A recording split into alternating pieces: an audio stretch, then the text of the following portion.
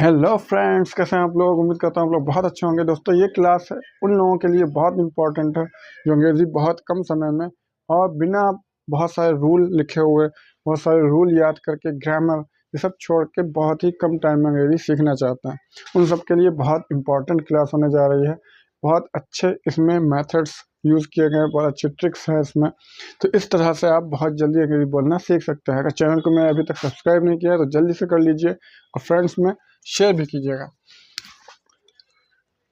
देखिए किस तरह से आपको किसी भी क्वेश्चन का कोई भी टेंस हो, टेंस से भी फर्क नहीं पड़ता, आप बहुत ही आसानी से उसको चेंज कर सकते हैं। जैसे कि do you play cricket, do you play cricket, क्या तुम क्रिकेट खेलते हो। अब इसमें डू डज यूज हुआ है, डू डज आएगा प्रेजेंट डेफिनिट टेंस में। कुछ भी क्वेश्चन हमको पूछना होता है तब हम डू या डज का इस्तेमाल करते हैं। Do you play cricket, do plural subject के साथ प्रेजेंट डेफिनिट टेंस में यूज किया जाता है सिर्फ क्वेश्चन पूछने के लिए, ओके। या फिर निगेटिव सेंटेंस कोई बोलना हो कि ये काम नहीं करता, ऐसा कहना हो ये काम नहीं होता, तो इस तरह से डू नॉट या डज नॉट का इस्तेमाल करते हैं इंट्रोगेटिव और निगेटिव के लिए। अफर्मेटिव में, प्रेजेंट डेफिनिट के अफर्मेटिव में नहीं यूज होता है। देखिए डू यू प्ले क्रिकेट, अब इसका आंसर देना कितना आसान है। यू यानी कि आपसे पूछ रहे हैं तो आप क्या करेंगे, I play cricket, I play cricket, मैं क्रिकेट खेलता हूँ। तो ये हो गया इसका जवाब।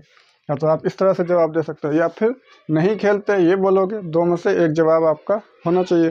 तो आई प्ले क्रिकेट, अब देखिए यहीं पे आप इसको आई लिख लीजिए, कितना इजी हो गया है। आई प्ले क्रिकेट, इसी से आपने क्वेश्चन को आंसर में बदल दिया। क्या चेंज करना पड़ा, सिर्फ सब्जेक्ट को, क्योंकि क्वेश्चन आपसे हो रहा है इसलिए आप यू की जगह पे आई लगाएंगे। बाकी जो भी सब्जेक्ट आता है ये सब्जेक्ट है, ठीक है। You, I, you, we, they, he, she, it, ये सब सब्जेक्ट होते हैं। अब ही आ रहा है, अगर ही आ रहा है तो उस तरह से उस सिचुएशन में बदल देंगे उसको। Do you play cricket, I play cricket. अगर आपको कहना है मैं क्रिकेट नहीं खेलता तो I do not play cricket, I do not play cricket, मैं क्रिकेट नहीं खेलता। I do not play cricket, negative में नॉट जरूर आता है, ठीक है। हेल्पिंग वर्ब डू टेंस का है, ठीक है। एक और देखते हैं जिसमें डज भी इस्तेमाल हो जाए, तब आपको थोड़ा सा और अच्छे से क्लियर हो जाएगा। डज ही कम हेयर, देखिए बहुत आसान क्वेश्चन है। डज ही कम हेयर, क्या हुआ यहाँ आता है। डज ही कम हेयर, क्या हुआ यहाँ आता है। आप इसी तरह से 50 सेंटेंसेस बनाइएगा, ठीक है। आप 50 डेज नहीं लगेंगे। आप जब वीडियो कंटिन्यूसली जब अलग अलग जो भी टॉपिक पढ़ेंगे उसके 50 सेंटेंसेस बनाना है, तो आप देखिएगा कितनी आसानी से आप अंग्रेजी बोलना सीख जाते हैं। 50 डेज भी नहीं लगेंगे। मैंने इस मेथड को दिया है नाम इंग्लिश 50, तो इसमें आपको बहुत ही आसानी से समझ में आएंगी इस चीज़ें। डज ही कम हेयर, इसका आंसर अब आपको समझ में आ गया होगा इसका आंसर। देखिए डज हटा दिया क्योंकि इंट्रोगेटिव सेंटेंस कुछ पूछने के लिए ही डू डज यूज होगा प्रेजेंट डेफिनिट टेंस में।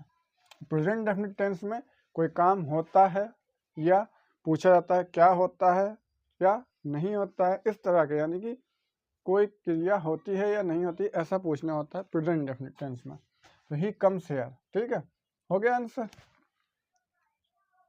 ही कम्स हेयर, वह यहाँ आता है। इसको मैं रिमूव कर दूं।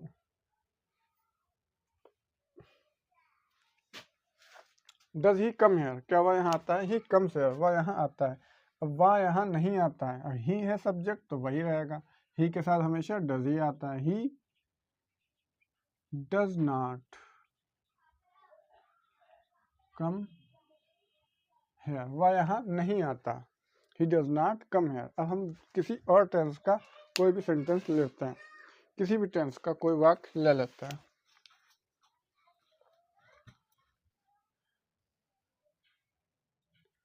Will you come, will you come, क्या तुम आओगे, क्या तुम आओगे, क्या तुम आओगे। ओके, क्या तुम आओगे, इसका आंसर आप बहुत आसानी से निकाल सकते हो। यू की जगह हमेशा क्या आना है, आए। ठीक है, इसको अफर्मेटिव में हमेशा आंसर हमारा क्या होना चाहिए, अफर्मेटिव में होगा, सकारात्मक। इंट्रोगेटिव में क्वेश्चन है, इंट्रोगेटिव है ये, आपका इसका आंसर क्या देना है, आई विल कम, इसी से बन जाएगा। आपको सिर्फ यू की जगह पे आई लिखना है, और क्योंकि अफर्मेटिव में सबसे पहले सब्जेक्ट आता है, उसके बाद हेल्पिंग वर्ब आती है। तो हेल्पिंग वर्ब क्या है, will. I will come here, I will come here, मैं हेयर हटा देता हूँ, आई विल कम। ओके, मैं नहीं आऊँगा तो will not, will not, I will not come, मैं नहीं आऊँगा। देखिए बहुत ही आसानी से आप इनको चेंज कर सकते हैं। इन इस ट्रिक को अगर आपने समझ लिया तो आपके लिए कोई मुश्किल नहीं होगा। टेंस फिर कोई भी हो, इससे कोई फ़र्क नहीं पड़ता, टेंस चाहे कोई भी हो, आप बहुत ही आसानी से बना सकते हैं।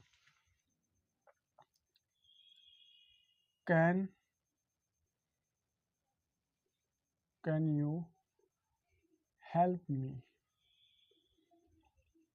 कैन यू हेल्प मी, क्या तुम मेरी मदद कर सकते हो। I can help you. Friends, अगर वीडियो अच्छी लग रही है तो चैनल को जल्दी से सब्सक्राइब कर लीजिएगा, लाइक एंड शेयर करना बिल्कुल मत भूलिएगा, क्योंकि इस तरह के टॉपिक्स इस तरह से अभी तक आपने वीडियोस देखी भी नहीं होंगी। इस ट्रिक से मैंने आपके लिए बनाई है, मेहनत से बहुत ही अच्छे तरीके से समझाने की पसंद आ रहा है, तो चैनल को सब्सक्राइब ज़रूर करिएगा और कमेंट में बताइएगा ज़रूर कि, और मैं आपके लिए इसमें हिंदी में लिखना ज़रूरी है। अगर आपको कुछ प्रॉब्लम्स आ रही हैं हिंदी में समझने में, तो मैं हर सेंटेंस की हिंदी भी लिख सकता हूँ। नेक्स्ट क्लास में ट्राई करूँगा अगली बार से, और आपका सपोर्ट बहुत ज़रूरी है।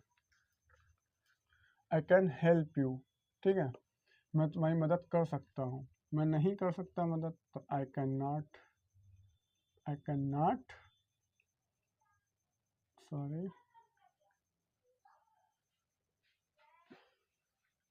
I can not help you, मैं तुम्हारी मदद नहीं कर सकता। Okay, I can not help you, मैं तुम्हारी मदद नहीं कर सकता। फ्रेंड्स, आपको बहुत अच्छे से सारी चीज़ें समझ में आएंगी। अगली क्लास आपको ये चीज़ें बहुत अच्छे से समझ में आने वाली हैं। बहुत जल्दी आप अंग्रेजी बोलने जा रहे हैं। इस मेथड को इंग्लिश 50 नाम ज़रूर दिया है, लेकिन आप इसमें,